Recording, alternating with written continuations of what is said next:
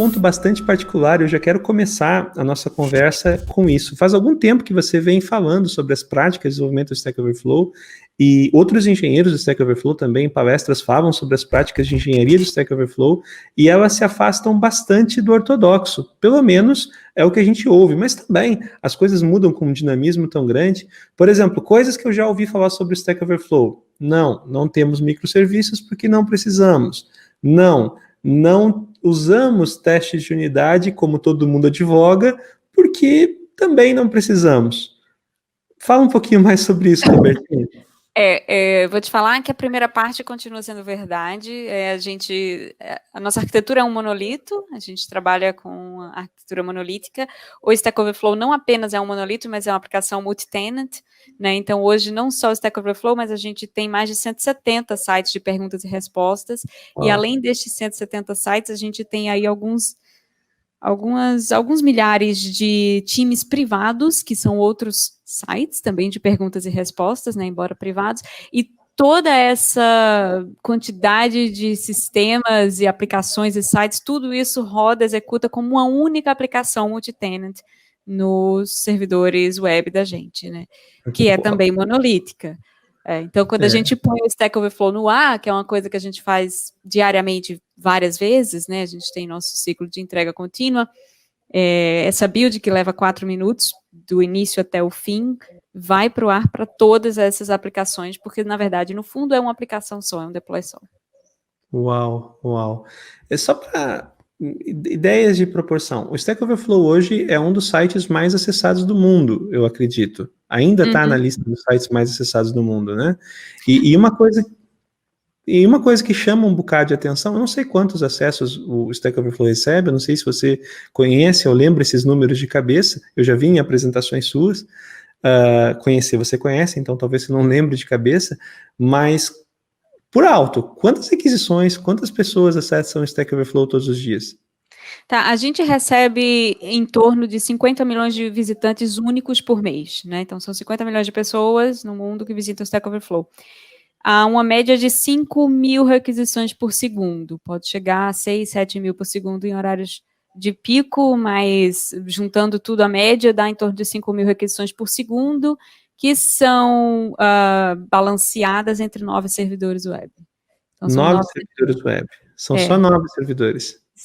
São em torno de cada servidor, no caso, se você dividir, você vai ver que não é tanto assim, quer dizer, eu acho bastante, né, mas em torno de pouco mais de 500 requisições por segundo por servidor.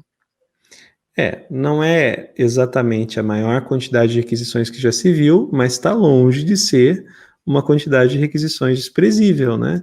E o curioso é que tudo isso acontecendo meio que na contramão de engenharia. Hoje a gente vê empresas, desenvolvedores que têm volumes de acesso muito, mas muito menores do que esse que você está apresentando, já falando sobre a necessidade de criar microserviços e fazer computação distribuída e adicionar uma série de outras complexidades.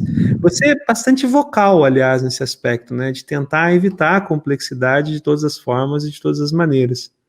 Eu acho que as pessoas esquecem quando se fala em distribuição, né, tem um conselho que logo quando você começa a estudar distribuição e sistemas distribuídos, tem uma coisa que fala, não sei se foi o Martin Fowler que falou, mas tem um conselho que era, a primeira regra da distribuição é: se você não precisa distribuir, não distribua, né, porque de fato você aumenta a complexidade do seu sistema de forma inevitável, você não consegue, você perde algumas garantias. E não estou falando só de complexidade de código de desenvolvimento, mas de infraestrutura, de monitoramento, de instrumentação, de deployment, tudo isso fica mais complicado quando você distribui. E há razões legítimas, eu não sou contra, tem algumas pessoas às vezes acham que eu sou contra serviços de jeito nenhum, tem muitas razões legítimas para distribuir, para criar serviços e até microserviços, mas você tem que estar muito ciente do que você está fazendo, né? No nosso caso, a gente não fez porque não precisa, mesmo não precisou. Nós somos também, é importante ressaltar, uma equipe de desenvolvimento muito pequena, né? Nos sistemas de Stack Overflow, mesmo nesse sistema multi-tenant que eu falei, na nossa aplicação principal, nós somos hoje um pouco menos de 20 desenvolvedores apenas. né, de Sim. fato mexendo ali.